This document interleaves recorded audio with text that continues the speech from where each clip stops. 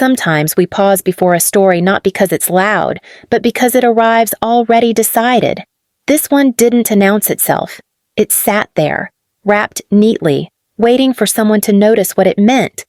Alyssa Grant's experience matters because the moment that changed her didn't look dramatic. It looked reasonable. What followed was her voice.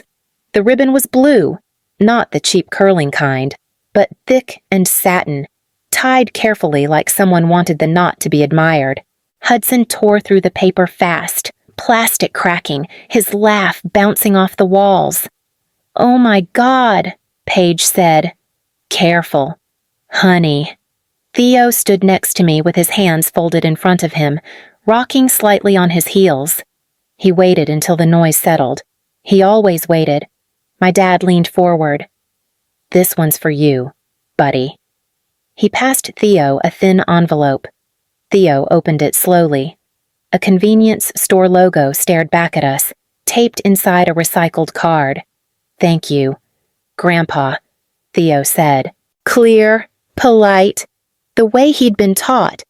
Dad smiled and glanced around the room. Hudson's been pushing himself. Some kids need incentives. Others are just fine. No one corrected him. Theo slipped the card into his pocket and leaned against my arm. His hair still smelled like the peppermint shampoo he insisted on using because it tingled. Mom stood up too fast and reached for a trash bag. "Let's clean up before dinner." I watched my son watch them. His eyes moved from the console on the floor to my dad's face, then back to his shoes. This was the moment people later tried to shrink. This was where things quietly tipped. "I can use it for gummy worms," Theo said. Soft, like he was helping me out. "We can stop on the way home." I told him, "Pick whatever you want." He nodded once. That'd be fun. From the corner of the room, we noticed what didn't get addressed.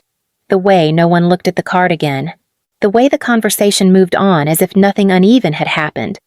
Back in my parents' kitchen, my sister laughed about receipts and returns. My dad adjusted the thermostat. I stayed where I was. At some point, Mom leaned over. "Don't make this a thing." "Alyssa, it's Christmas." I didn't answer. Theo pressed his shoulder into my side, steadying me, like he always did. "If this story settles somewhere familiar, you can sit with it for a while. There's no rush." We left before dessert. Theo buckled himself into the car before I could reach for the door. "I'm fine," he said, already clicking the latch. "It's cold." The engine turned over rough, like it always did in winter. I waited a beat before pulling away. "You don't have to be fine." I told him. He looked out the window. Streetlights slid across his glasses. "I am, though." Grandpa didn't mean anything. I kept my eyes on the road. "You don't have to protect people from their own choices." That got his attention. He shifted, rubbing his sleeve between his fingers. "It's just a card." "I know." Another pause. The kind that sits between words. "I like gummy worms," he added. "The sour ones. Not the cherry kind." "We'll get the sour ones." At the convenience store, he counted coins carefully, even though the card covered it. He always did that, like money needed witnesses. At the counter, the cashier smiled at him. "Good pick." Theo smiled back. "It's for sharing." Back in the car, he tore the bag open and handed me one without looking. His hands were cold. "Next year," he said. Casual. I can tell them I don't want anything. That way it's easier. I didn't answer right away. The light turned green. I went. He leaned his head against the window, chewing slowly. I drove the rest of the way home in silence, holding on to the sound of him breathing, even and steady, like he wasn't already learning how to disappear. I opened the laptop after Theo went to bed. Not right away. I rinsed his mug, wiped the counter, lined up his shoes by the door like it mattered. Then I sat. The account sat there in the list under my personal checking. Sundays. I'd named it years ago, half joking, half hopeful. It started small. Groceries. Mostly.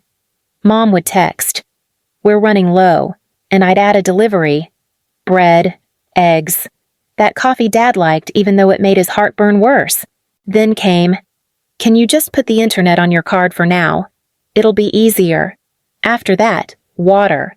After that, Paige's insurance when she missed a payment and promised it was temporary. Temporary stretched.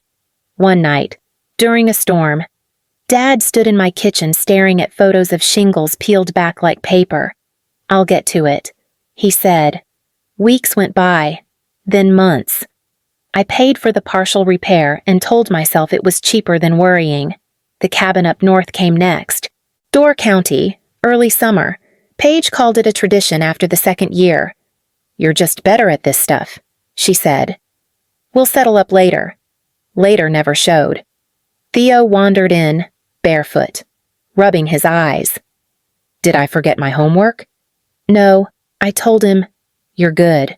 He nodded, satisfied, and padded back to bed. I stared at the balance.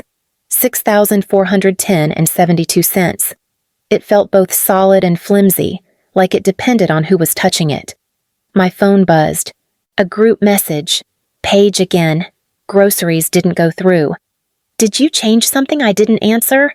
I closed the laptop instead and listened to the quiet settle back into the apartment. Theo's birthday landed on a Tuesday that year. I took the day off anyway and picked him up early. Cupcakes from the bakery on Irving. Chocolate with blue frosting because he liked the color, not the flavor. At my parents' place, Mom handed him a sweater still folded the way it came from the store. When he lifted the tag, a name was written in marker. Not his. "Oh," she said. "We didn't know what size he was now." "It's okay," Theo said. He always said that first. Later, Hudson FaceTimed to show off new headphones. Paige laughed loud enough to fill the room. "Say thank you to Grandma." Theo waved. "Those are cool." After cake, my phone buzzed with photos. A trampoline park. Cousins. Pizza boxes. Paige texted after. "Last minute thing. Didn't think Theo would want to come." That night, Theo sat at the kitchen table drawing. He worked carefully, tongue pressed to the side of his mouth. He drew everyone as superheroes. Capes in the colors of their favorite candy. "Can I show them?" he asked. "Of course." He slid the paper under a chair when we left. I found it the next morning while vacuuming. A corner bent. One cape torn.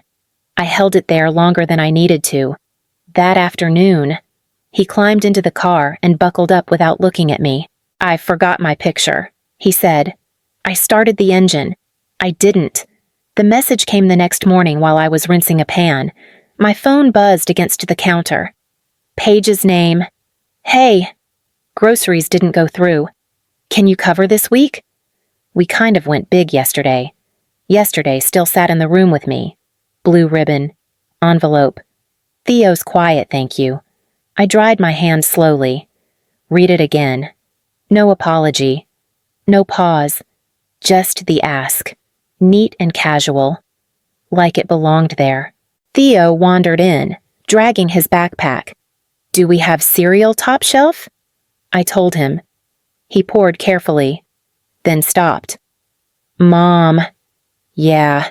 If you don't want to go over there for a while, that's okay." I looked at him. "Why would you say that?" He shrugged, not meeting my eyes, just thinking. The phone buzzed again. Dad says the internet bill is late too. Probably just a glitch. A glitch. That's what they called it when something stopped working for them.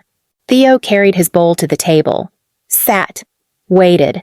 I set the phone face down and joined him. Milk sloshed a little. He pushed the bowl toward me. "You want the prize one?" he said. I always get the soggy ones. I took it. The crunch was loud in the quiet kitchen. That was when I knew I wasn't going to explain anything anymore. Theo was asleep with one sock still on when I opened the laptop. His lamp hummed softly, the bulb warming the corner of the room like it was keeping watch. I pulled the door almost closed, not all the way. The account loaded slow. Sundays. There it was. 6,410 and 72 cents. I scrolled. Groceries scheduled. Internet pending. Water after that. all lined up, polite and automatic. My phone rang once before I hit the call button. The bank recognized the number. "Thank you for calling," the woman said. Her voice sounded tired but kind. "This is Marisol. I need to close a checking account." A pause. Keys clicking. "All right, I can help with that. Which account are we talking about?" "The one labeled Sundays." Another pause. Longer this time. "There are scheduled payments." "I know. If we close it today, those will return." "That's fine." She cleared her throat. "I just need to confirm. Is anyone else listed on the account?" "No. It's just me." "Okay. More typing. And where should the remaining balance go?" "My savings. Ending in 482. "Got it." I watched the numbers shift. The balance moved. The screen refreshed. "All set," she said. "You'll get a confirmation email in a few minutes." "Thank you." Before we hang up, she added gently, "Do you want to pause instead of close? Sometimes that's easier." "I'd like to close it." Another pause. Then, "Understood." I hung up and slid the debit card from the drawer. It was worn smooth from grocery scanners. I lined it up on the counter and cut straight through the middle. The sound was sharp, clean. Theo stirred in his room. I waited until his breathing evened out again. I shut the laptop and stood there for a second longer than necessary. The apartment felt the same. Quiet. Small. But something underneath it had stopped humming. The email came first. Payment failed. Short subject line. No punctuation. Then my phone started buzzing like it had somewhere else to be. Mom called. I let it ring once, twice, then answered. The grocery order didn't go through. She said, "Not hello. Is your bank having issues?" "No." A breath on the other end. "Well, something's wrong." I closed the account. Silence. Then, "Why would you do that?" Theo wandered in, still half asleep, dragging his blanket. He leaned against my leg. I rested my hand on his head. "I'm not covering those bills anymore," I said, calm. Even, Dad took the phone. I could hear the shift. "You're being dramatic. This is about gifts." "It's not. You don't need to punish everyone." "I'm not punishing anyone." Paige jumped in on speaker. "This is petty, Alyssa. Family shouldn't keep score." Theo looked up at me. His eyes were clear. "Awake now. I'm not keeping score." I said, "I'm stepping back." Josh texted while Paige was still talking. "Internet's off. Can you just put it back for a week?" I didn't answer. Mom tried again, softer. "We didn't mean anything by it. You know that. I know what happened." Another pause. Longer. "So what are we supposed to do now?" Dad asked. Theo tugged my sleeve. "Can we make pancakes?" "In a minute." I told him. Back into the phone. "You'll need to put your own cards on the accounts." "This isn't how family works." Paige snapped. "It is now." The call ended without goodbye. I turned the ringer off and set the phone on the counter. Theo climbed onto a stool and reached for the mixing bowl. "I can crack the eggs," he said. "I won't get shells everywhere." "I know," I told him. And for the first time all morning, the kitchen stayed quiet. Aunt Renee knocked on a Thursday night. Not a text first. Just a knock and her voice through the door. I brought soup. The kind that doesn't fix anything. Theo grinned and pulled the door open wider than he should have. "You can sit here," he told her, dragging a chair over with both hands. We ate at the kitchen table. The leg still wobbled unless I folded a napkin under it. Renee noticed and didn't comment. Just tucked it in with her toe like she'd done it before. "School okay?" she asked Theo. He nodded. I read ahead. On purpose. "Show off," she said, smiling. Later. When Theo disappeared into his room with a book in the soup bowl, Renee leaned back and looked at me. "They'll figure it out," she said. Not hopeful. Just factual. I'm not waiting for that. She reached across the table and squeezed my wrist once. Good. After she left, Theo came back out, rubbing his eyes. I like it when it's quiet like this, he said. I turned off the light over the sink. The apartment settled around us. Smaller than before. Lighter too. We didn't rush to fill it. I opened the new account on a Sunday morning while Theo ate toast at the counter. The bank screen took a second to load, like it was thinking about it. I moved $3,000 into the education account and set a transfer for $250 a month. The numbers sat there, clean and quiet. Theo leaned over. Is that the college thing? It's the learning thing. I told him, for whatever you want. He nodded like that made sense. Okay. Later that week, Dad stopped by with a bag of oranges. He held it out like an offering. I took it. He looked past me at the table, smaller than it used to be. You don't host anymore, he said. I do. I told him. Just differently. He stood there a moment longer, then nodded once. No apology, no argument. He left the oranges on the counter and went. That night, Theo taped a drawing to the fridge, a table, 4 chairs, everyone the same size. I stood there longer than I needed to. I didn't feel lighter because I'd won something. I felt steadier because I'd stopped holding things that weren't mine. Alyssa Grant didn't burn bridges. She just stepped off the ones that kept asking for tolls. If this story stayed with you, you're welcome to carry it quietly.